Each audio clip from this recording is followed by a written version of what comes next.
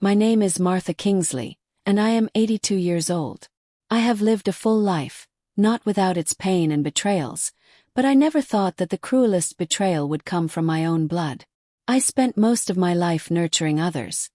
My husband, my son, even my daughter-in-law. I gave everything I had, and when I say everything I mean it, my time, my home, my health, and in the end, almost my life. The night I returned from the hospital was not supposed to happen. They had sent me away in an ambulance 7 weeks earlier, convinced pneumonia would finish me off. My son Daniel even signed the release form with a trembling voice, hugging me like it was the last goodbye. Believed it too. I'd made peace with death. But death didn't want me yet. And life had one more twist left for me. I wasn't expected to come back that night. In fact, they didn't even know I'd been discharged early after recovering at a rehabilitation center in the countryside. The staff arranged a quiet ride home because I insisted. I didn't want to alert anyone. I just wanted to sit on my own porch again, maybe smell my gardenias, hear the rustle of the wind in the big oak tree by the kitchen window. But fate had something else waiting. It was past 10 p.m. The taxi dropped me at the end of the driveway because the gate was locked. I walked slowly, my cane tapping against the gravel like a warning bell. The house lights were on. I smiled faintly, thinking I'd surprise Daniel and his wife Janet. I imagined them crying tears of joy, rushing to help me through the door, calling me a miracle. That's what I expected. What I got was something else entirely. As I pushed open the side door with the spare key I'd never returned, I paused when I heard voices. Not the television. Not laughter. Just whispers. Stop. Something told me not to walk in just yet. Instead, I stood behind the half-open door, leaning against the wall, listening. So the death certificate will say she passed in her sleep, Janet whispered. That's clean. No questions. But we need to be careful. One drop too much and... She's old, Janet. It's not going to take much, Daniel said coldly. The sedatives are already in the tea blend. Once she drinks it, we wait. 2 hours max. And the inheritance is ours. My breath caught in my throat. I wanted to scream, but nothing came out. My own son, my only son, was plotting to kill me. For money. And his wife. She sounded like the mastermind. They believed I'd never come back. But now I was standing in their trap. And they had no idea I was listening. What would you have done? Walk in and confront them. Call the police. Or hide and find out how deep the evil runs. Let me take you back, before this horrifying night, before the tea, the poison, the betrayal. Because I should have seen the signs long ago. And maybe, just maybe, I chose not to. The day Daniel was born, I thought I'd been handed an angel. I never imagined the devil could wear my son's face. But it all started long before that night. Back when love blinded me. And slowly, quietly, my own family began to bury me alive, one betrayal at a time. Please like, comment, and subscribe if you want to hear what led me here, and how I turned the trap they set into their downfall.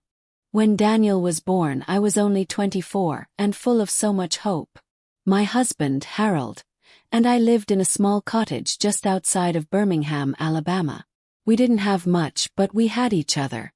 Daniel came into the world during a thunderstorm, wailing with such strength the nurses laughed and said, "This one's gonna rule the world." I believed them. I gave up my career as a schoolteacher to raise him. I spent every waking moment making sure he never lacked love. When he had nightmares, it was my arms he ran to. When he broke his leg at 10 from falling off a tree, I didn't sleep for 3 days. I would have laid my life down for him. But children don't always remember sacrifices. They remember what benefits them.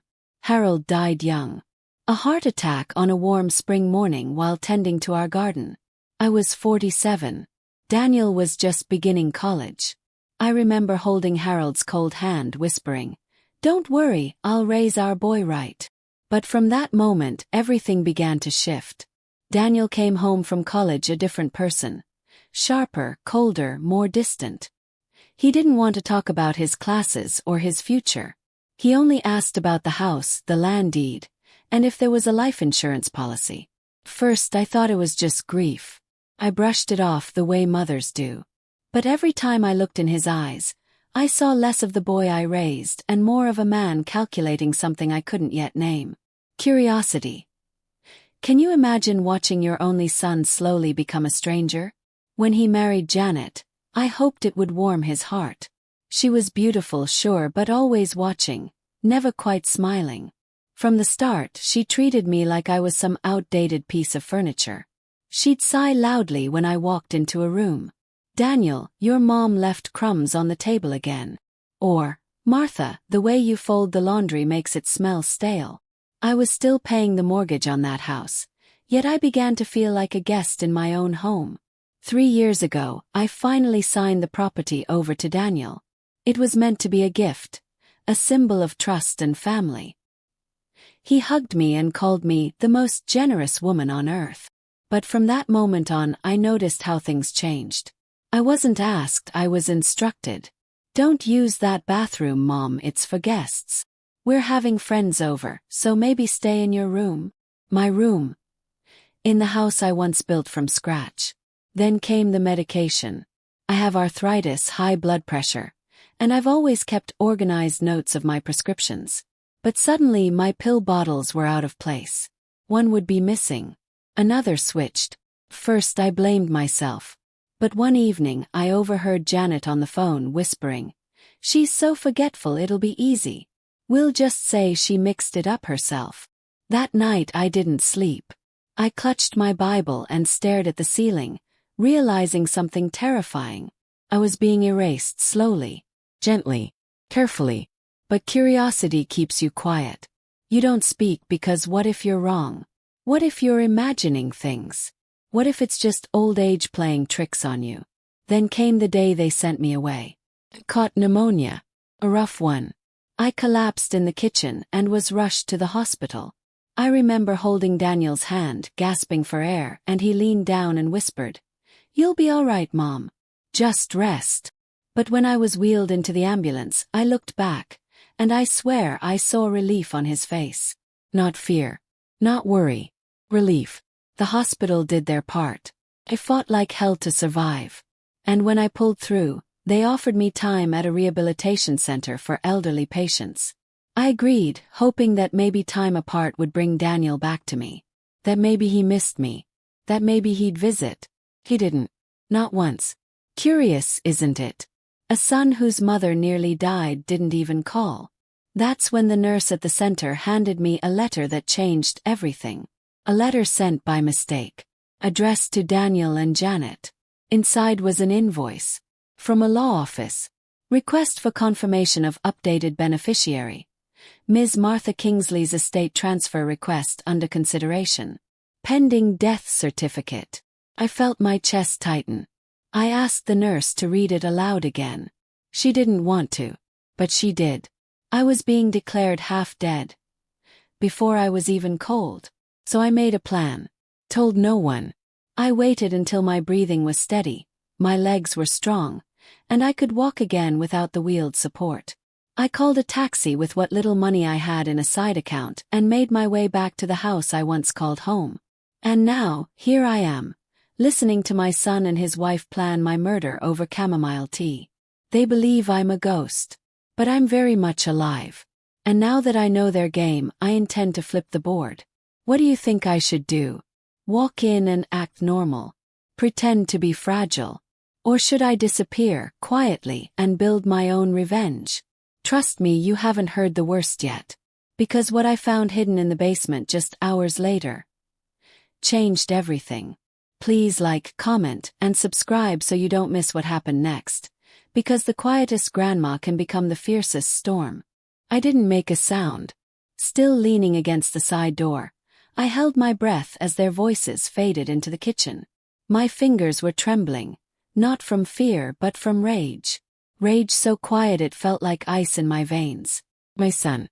My flesh and blood. And that woman, Janet, sitting at my kitchen table, plotting my end like it was a dinner menu. I backed out quietly and slipped into the garden, my cane sinking softly into the soil I once tilled with Harold. My eyes welled up, not just from what I heard, but from what I finally understood. I wasn't just unwanted. I was disposable, replaceable, a ticking time bomb with a bank account. But they'd made one mistake.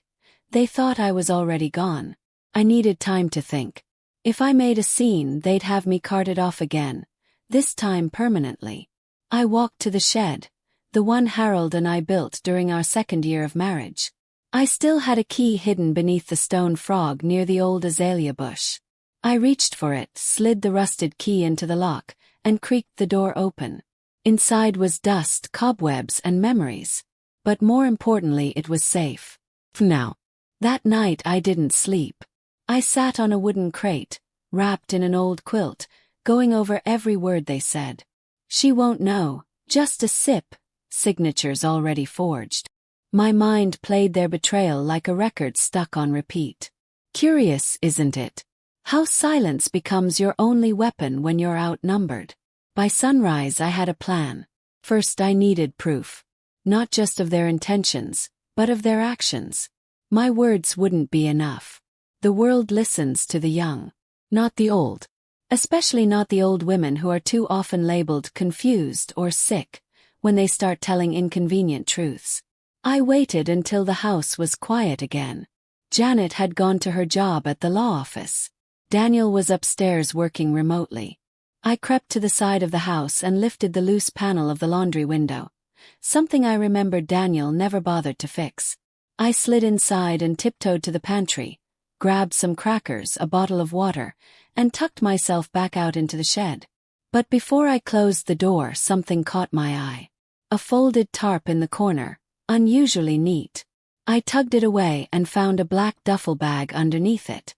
Heavy. I unzipped it, and my heart dropped. Stacks and stacks of $100 bills, along with a passport that didn't belong to either of them. Forged name. Ticket to Mexico. Dated for next week. They weren't just planning to kill me. They were planning to vanish. I stepped back, nearly knocking over a rake. My hand went to my mouth. All this time I thought I was being paranoid. But no, they were serious. This wasn't desperation. This was methodical, premeditated, and cold-blooded. How long had they been planning this? I thought of calling the police right then. But something stopped me. If I called too soon without proof, they might flip it on me. Say I was losing my mind. Say I forged the documents myself. I'd be locked in a care facility before I could blink. And all they had to do was wait. But what if I flipped the script? What if I made them think their plan was working? I returned to the house the next day like nothing happened. Janet dropped her teacup when I walked into the living room. Daniel stammered. Mom? What are you doing here? Smiled. Doctor said I was well enough to come home. Didn't they call you? Silence. Janet recovered first. Of course they did. Must have slipped our minds. We've just been so busy preparing your room. I sat down slowly on the floral armchair near the fireplace, my old chair, the one she tried to throw out last year. I glanced at the tea kettle whistling in the kitchen. You were making tea. Janet blinked. Yes. Want a cup? I looked her dead in the eye. Sure. Love one. But maybe I'll make mine myself this time. I miss the old blends I used to prepare. She hesitated, then nodded, lips twitching into a fake smile. Daniel left the room shortly after that. I watched him through the hallway mirror, pacing in the dining room, already making calls. Whispering. Nervous. They weren't just surprised I returned. They were afraid. But let them be. That night, I poured the tea Janet brought me straight into the fern outside my window. In the morning the plant was dead. Wilted like it had been poisoned. Curious, isn't it? How something meant to kill could give you life. I started recording everything. Every conversation, every slip, every look. I found an old recording device Harold had hidden in his tool chest years ago for work disputes. I tucked it in my robe. Every time Daniel visited my room, every time Janet asked if I was sleeping well, I pressed that button. One night I caught a gem. Janet. You sure it'll work this time? Daniel. Yes. Tonight. He's weak. Just needs one last cup. And I'll call the doctor in the morning like it was natural. That was the proof I needed. But the real turning point came the night I followed Daniel into the basement. He always kept it locked. Said it was where he worked on confidential projects. But that night, I watched from the staircase as he unlocked it and disappeared inside. 10 minutes later, he came back up, empty-handed. Once he left, I grabbed the keys I'd stolen from his drawer earlier and went down. And what I found there? Blueprints, legal documents, my death certificate already filled out. Stamp, backdated to last month. They were already writing me out of existence. And in the corner, crepe, labeled in big red letters. Biohazard. Opened it. And what was inside will haunt me forever. Please like, comment, and subscribe if you want to know what was in that crate, and how I used it to turn their evil back on them. Because this old woman was done being prey. Next chapter. Everything changes. The moment I pulled the lid off that crate, the air in the basement turned cold. My fingers trembled as I peeled back layers of plastic, revealing a tangle of vials, syringes, and sealed silver packets. Each item was labeled in sharp, precise handwriting. Janet's handwriting. She had always been meticulous, organized, dangerous. At the center of it all sat a small notebook. I opened it with dread pooling in my stomach.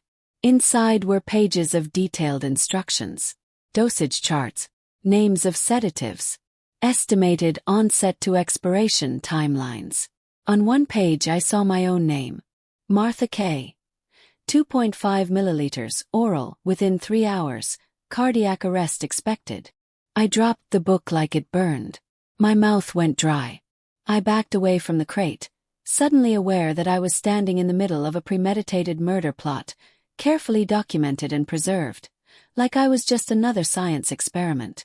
These weren't just twisted ideas. These were active steps in a plan that was already in motion. My own son and his wife had drawn a roadmap to my death. Can you imagine what that feels like? Not just being unloved, but being calculated against. I quickly took photos with a small phone I'd hidden in my robe's lining, one that Janet didn't know I had. Then I wrapped the crate the way I found it and quietly locked the door again. For the next 2 days, I pretended like I knew nothing. Janet served me bland soup with a too sweet smile. Daniel kept asking if I was sleeping well. Smiled back, nodded, gave them nothing. Let them believe I was still their puppet, weak, confused, and fragile. But every night I was laying traps of my own. I emailed the photos to a trusted friend from church, Elaine, a retired paralegal with a heart like a lion. I didn't have to explain much.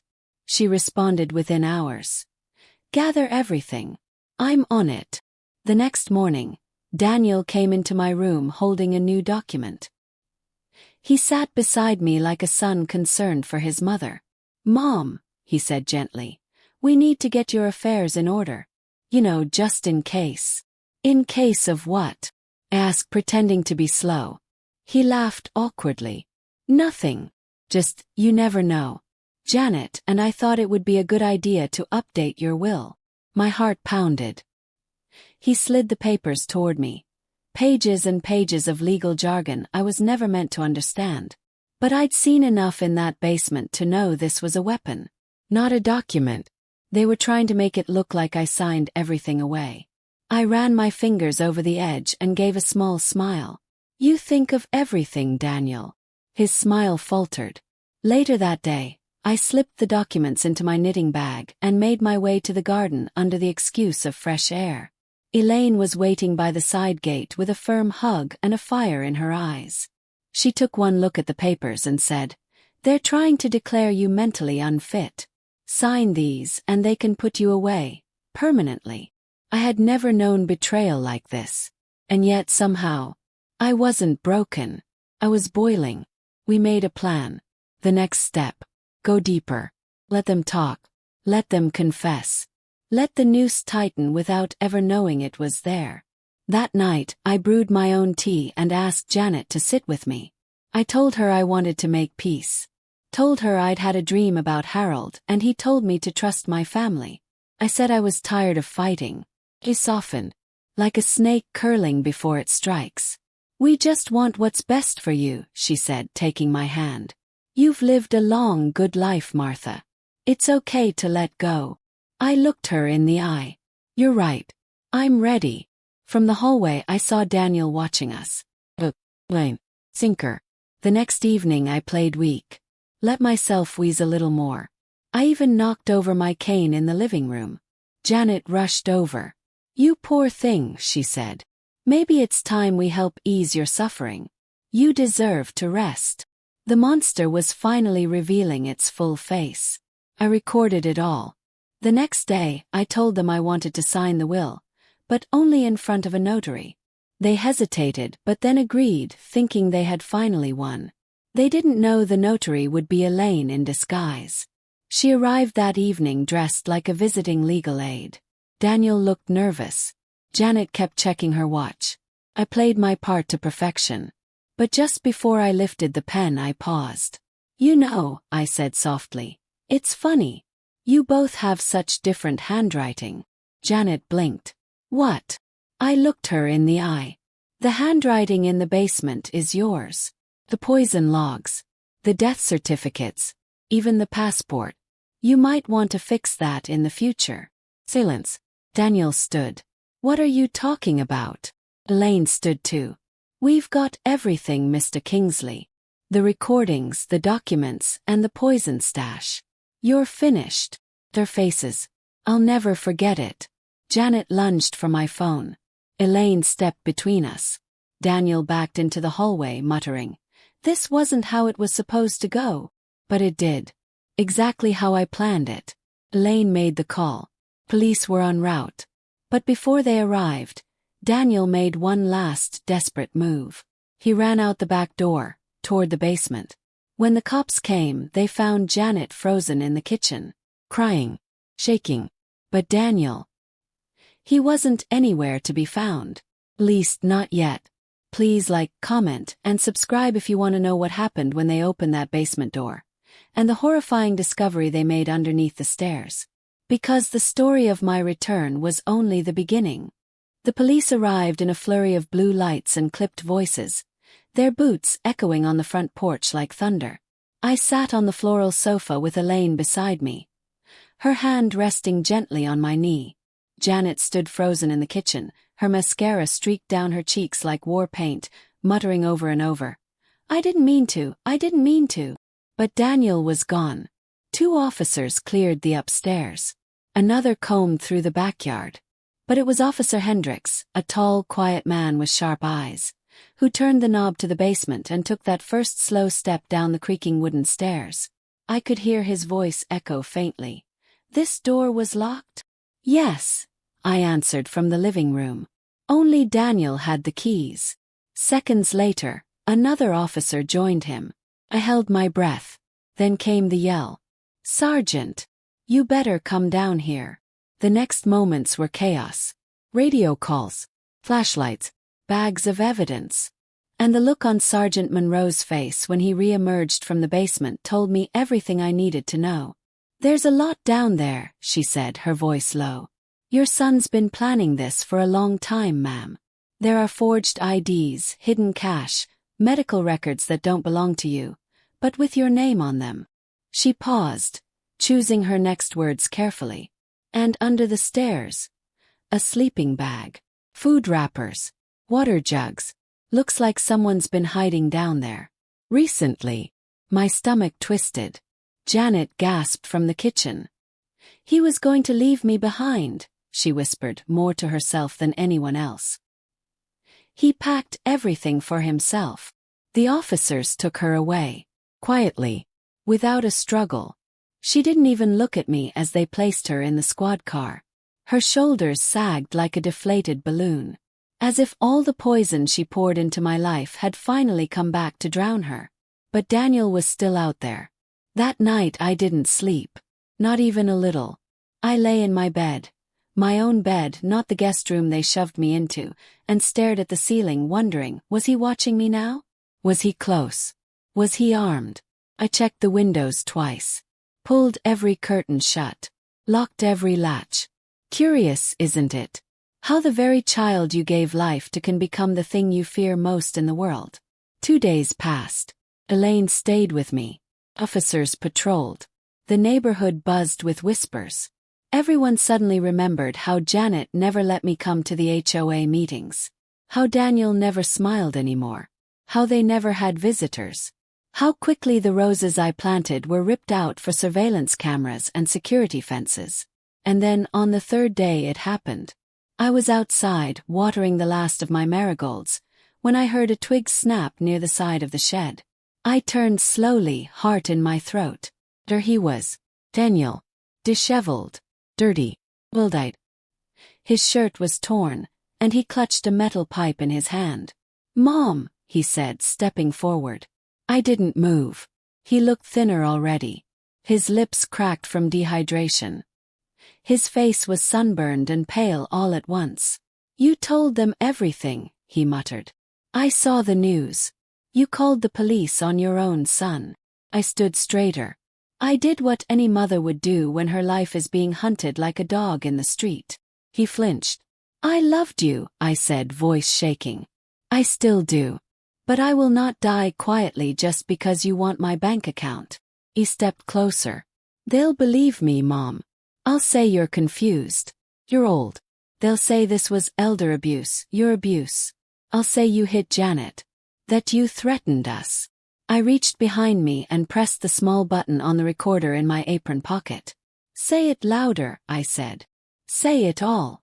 He paused, eyes narrowing. "You think you're clever. I think I survived," I whispered. "And that makes me dangerous." Suddenly he lunged. But before he could reach me, a sharp crack rang through the air. Elaine stepped from the porch, holding my old shotgun. Her hands didn't tremble. "Don't move," she said calmly. Daniel stopped mid-charge.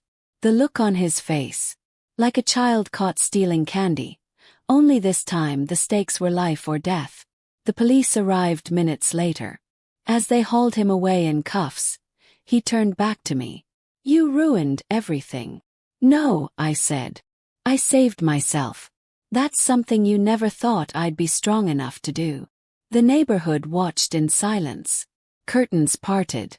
Phones filmed. The forgotten old woman had become headline news. But the damage was done. Daniel and Janet's names were dragged through every news outlet in the state. Elder abuse conspiracy. Inheritance poison plot. Mother outsmarts her own killers. And yet, as I sat on my porch that night, the garden lights glowing softly, something still ached. He was my son. My baby. And somewhere deep down, I still remembered the boy who once clutched my finger and called me Mama. But he made his choice. And I had made mine. I turned the porch light off and whispered to the darkness. "It's over." Or so I thought. Because the next morning I received a letter with no return address. Inside was a copy of a second will. Not mine. Janet's. And what it revealed made my blood run cold. Please like, comment, and subscribe because this rabbit hole just got deeper than I ever imagined. And in next chapter, I'll tell you how Janet had one final card to play from behind bars. The envelope was thick. Heavy. Its edges curled like it had passed through many hands, but there was no return address. No sender name, no stamp. Just my name scribbled in red ink across the front. Martha Kingsley. Elaine found it first, resting inside my mailbox like a warning or maybe a dare. "It's probably junk," she said. But I knew better. My bones told me so. I opened it slowly, my fingers stiff with age and tension. Inside was a folded document, legal paper not photocopied, and beneath it a yellow sticky note with just 4 words. "It's not over. J." I read the will. It was Janet's. Notarized. With official stamps and legal markings I recognized instantly. She drafted it from her own law office. But this wasn't a will leaving anything to Daniel. No. This one was more sinister. It named me as her legal guardian. Effective only if she were deemed unfit or institutionalized. And in the event of her death or incapacitation, every asset, every account, every bond, even her mother's home, would be frozen unless I approved it. That wasn't all. Attached to it was a letter, clearly written before her arrest. A confession or maybe a manipulation. It read, "If you're reading this, it means things didn't go as planned. Maybe Daniel betrayed me first. Maybe you lived. But I always plan 2 steps ahead, Martha. It's my insurance. You're tied to me now. If anything happens to me, if I die in prison, you'll be investigated. Thoroughly. I made sure of it. There are records, letters, transfers, all of it. Be careful what you do next." My vision blurred. Janet had tied my name to her criminal mess. She wanted to make sure that even behind bars, her poison would bleed into my life. That I could never truly escape her shadow. I took the papers to Elaine, who read them in silence. "This is layered," she muttered. "She's not dumb. This was premeditated in ways we didn't even consider." "You think she planned for Daniel to turn on her?" "Yes." Elaine looked me in the eyes. "I think she always knew he would." The next morning I received another call. This time from a correctional officer. "Mrs. Kingsley," he said, "we thought you should know. Janet was transferred last night. Special housing unit. She was attacked." My stomach dropped. "Is she alive?" "She's stable but sedated. Won't be speaking for a while." It should have comforted me. But instead I felt dread. Because silence was her weapon. She used it better than words. Elaine insisted we go to the courthouse to officially revoke the document naming me her guardian. We submitted affidavits, photos, proof of coercion. The process would take weeks, maybe months. In the meantime, everything she owned was legally tangled with me.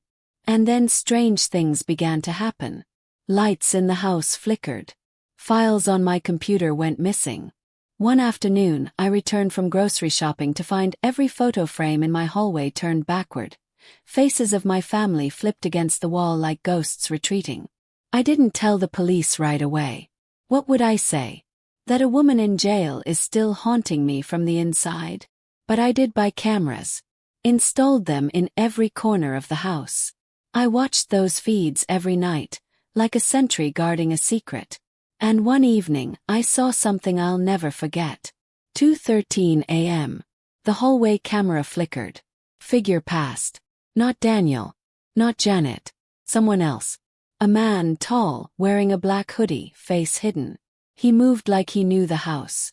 Like he had keys. He walked into the basement. And never came back up. Called the police. They found no one. But they did find something else. In the crawlspace behind the furnace, tucked inside a rusted toolbox, was a flash drive, wrapped in a velvet ribbon. Inside, dozens of video files, secret recordings. Janet and Daniel, talking, planning, laughing, naming every step of the plan. And even hinting at people who helped them. It wasn't just the two of them. There were others. Investors, family, friends. Even a former doctor of mine who'd signed off on questionable documents. Janet's web was wider than I imagined. And in one file, I heard my own voice. Puffing. "Janet. Take a breath for me, Martha. Good, now just close your eyes. The medicine will kick in soon." Daniel. "How long before she stops breathing?" Janet. 3 hours. Maybe less if we add just a drop more. Made my skin crawl. I was a test subject in my own home. But now I had everything I needed. Not just to clear my name, but to burn their whole empire down. Elaine and I drove to the district attorney's office the next morning. We submitted the drive. The recordings. A letter. The will. The DA didn't even blink. "This isn't just a case," she said. "This is going to be a storm. Elder abuse. Fraud. Conspiracy. Corruption. Your story's going to change the law, Mrs. Kingsley." I didn't care about the headlines. I didn't want justice for attention. I wanted peace. And maybe revenge. But I hadn't seen Daniel since the day he was arrested. Until 2 weeks later. When he sent me a letter. Just 5 words. "I'm getting out. Watch yourself. Please like, comment, and subscribe if you want to hear what happened when my son tried to finish what he started, and what I had to do to finally end it." The letter was creased like he'd clenched it in his fist before sealing it. I stared at the 5 words over and over. I'm getting out. Watch yourself. It was short, vague, but filled with a threat colder than death itself. Elaine was the first to speak when she read it. That's not a warning. It's a promise. I didn't sleep that night. I sat in the old rocking chair on the porch, wrapped in the same knitted shawl I made for Daniel when he was 10. The irony made my chest ache. Every stitch held love. Now every fiber scratched like regret. By morning I had called Officer Hendricks. He confirmed what I feared. Daniel had been granted bail. The system didn't care that he tried to poison his own mother. Didn't care that he forged wills, falsified documents, and plotted with his wife to erase me from the earth. His lawyer had spun a narrative of misunderstood intentions and family misunderstandings. And with Janet silenced behind psych evaluation and lawyers scrambling to separate her mess from his, the DA needed more time to bring everything to court. Daniel had money, and influence, and now freedom. He's not allowed near your home, Hendricks assured me. The restraining order is active. You'll be protected. But I knew better. You can't restrain evil with paper. So I did what I always do. I prepared. I reinforced the locks. Installed backup batteries for the cameras. Bought a second phone with a silent panic button. I even installed a steel bar across my bedroom door at night. But what I didn't expect was how quickly he would strike. It was 3 nights after his release. I woke to the sound of glass shattering in the kitchen. Froze. Then I heard it. Voice. Mocking. You always did love the sound of your garden chimes, Mom. Pity they won't wake anyone tonight. My blood turned to stone. I reached for the panic phone beneath my pillow and pressed the silent alert. Then I grabbed the crowbar I'd stashed behind the headboard and moved to the door. Quiet. Steady. The hallway light was flickering again. Just like before. Footsteps padded over broken glass. He was inside. I cracked the door open just an inch and saw him. Daniel. Wearing black. Gloves on. Hair slicked back like when he was in high school. His eyes were hollow. Not empty. Hollow. Like everything inside had been drained and replaced with something foreign. I just want to talk, he said softly, standing in the living room. We can end this, Mom. We can make it clean. Clean. Like a surgical cut. He reached into his coat. And in that moment I didn't wait. I slammed the crowbar against the hallway wall, the sound exploding like thunder. It startled him just long enough for me to bolt from the room. I ran through the laundry room, out the side door, and into the yard. The moon was full, casting long shadows across the garden. Behind me I heard his footsteps. Faster. Closer. But then headlights. Red and blue. Sirens blaring. Elaine had been watching the cameras from her house across the street. The second she saw movement, she called Hendricks directly. The cops tackled Daniel just feet from where I stood near the old oak tree. As they cuffed him, he screamed, "You'll regret this, old woman. That house should have been mine. You were supposed to die." And that's when I finally broke. I stepped forward. Looked him dead in the eye. I did die, Daniel. The day you stopped being my son. He snarled, fought against the cuffs, spit hitting the ground. But the officers didn't flinch. They shoved him into the back of the car and shut the door. This time no bail. The judge had seen enough. But I wasn't done. The next morning I called the press. I told my story. In camera. In detail. Every betrayal. Every document. Every ounce of abuse hidden behind fake smiles and sweet tea. And it went viral. Other elders came forward. Daughters. Caregivers. All speaking up about the abuse hidden inside family homes. The DA reopened old cases. Laws were proposed. Protections enforced. Daniel and Janet's House of Horrors became a landmark case. But the greatest moment came 6 weeks later. The trial began. The courtroom was packed. The DA played the audio recordings, showed the poison logs, the forged will, the video of Daniel's midnight break-in. When it was my turn on the stand, I looked straight at Daniel and said, "You tried to bury me alive with your lies. But I crawled back up through the dirt and dragged your secrets into the light." He didn't look away. But he didn't smile either. The verdict was unanimous. Guilty. On all counts. Janet's turn would come later. She had more layers to unravel. But her day was coming. I walked out of that courtroom into a breeze that felt like freedom. For the first time in years I felt safe. But just when I thought the story was finally over, an officer approached me outside. "Mrs. Kingsley, one last thing." He handed me a sealed envelope. No return address. Inside was a note. One sentence. "The house isn't done telling its secrets. Please like, comment, and subscribe if you want to hear what I found hidden inside the attic of my home just days later." Secrets that proved Daniel and Janet were only part of the story. And what I discovered next made me question everything I thought I knew about my own husband. I stared at the envelope in my hand, the words, "The house isn't done telling its secrets," etched in blocky handwriting, all uppercase, like someone wanted to shout without sound. No name. No stamp. No postmark. Just another ghost rising from the ashes of a life I thought I'd already buried. I should have thrown it away. I should have walked back inside and burned it with the rest of the poison. But something about the weight of that envelope, something about the house going silent in that moment, made me know deep in my marrow. This wasn't over. Elaine sat beside me on the porch. "You want me to open it?" I shook my head. "No. If there's something in this house I don't know about, I need to be the one to face it." That night I didn't rest. I retraced every step I had ever taken in that house. Every floorboard I had scrubbed. Every nail Harold hammered. Every drawer, vent, creak in the walls that once sounded like lullabies but now felt like warnings.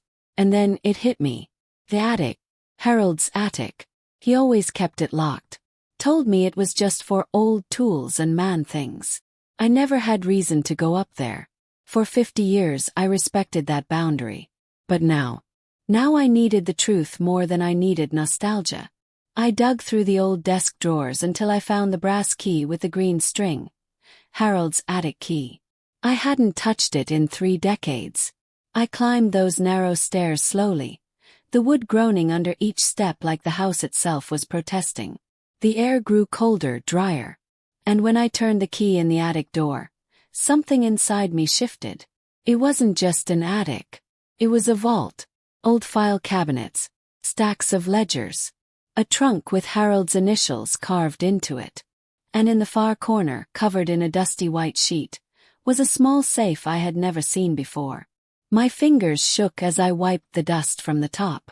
Inside the trunk, I found boxes of old photos, newspaper clippings, and a faded brown envelope with a single word on the front.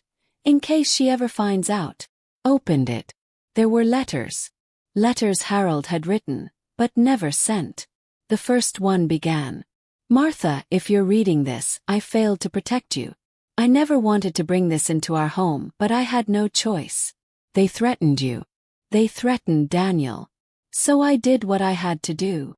My stomach twisted. He wrote about a group of men, former business partners, who came to him in the early 80s.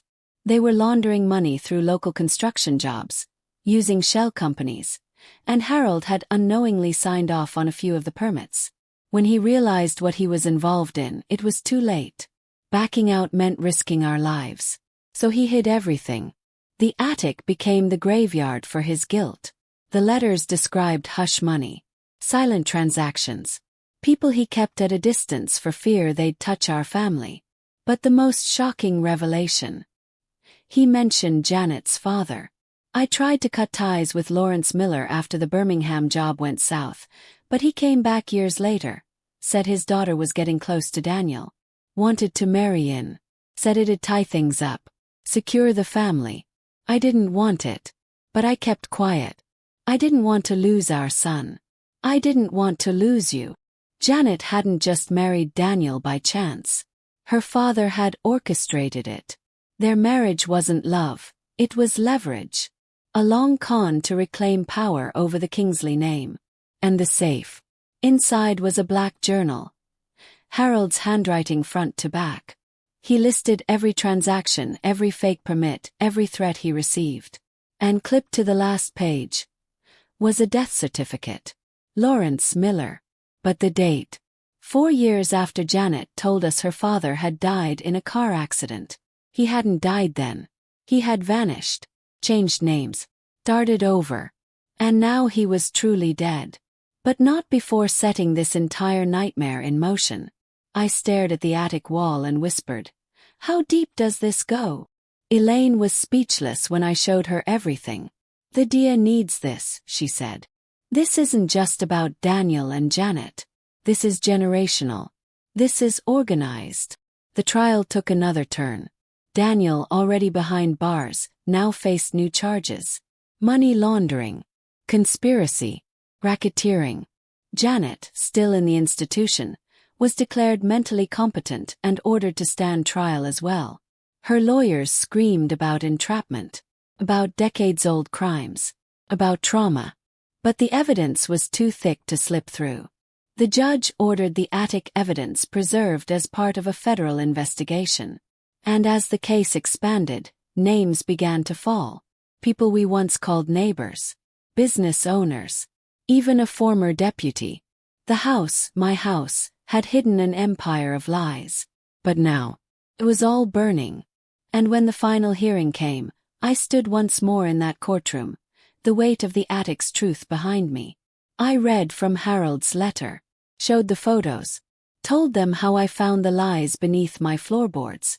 I was almost buried in that house, first by the people I trusted, and then by the secrets they left behind. But I chose to dig. And now, no one else has to. The court sentenced Daniel to life. Janet received 30 years without parole. The property was cleared. The bank accounts frozen. The ties severed. And I finally sold the house. Moved into a quiet cottage near the lake. Small place. Sunlight in every room. No secrets in the walls. But even here, some nights I still dream of that attic door. Still hear Harold's voice whispering apologies. Still feel the weight of everything I survived. And I tell myself, you were never weak. They were just afraid of your strength. If this story touched your heart, reminded you of the quiet power in standing up for yourself, no matter your age, please like, comment, and subscribe. Because somewhere out there, another Martha is fighting to be heard. And maybe your share is the one that gives her the courage to speak.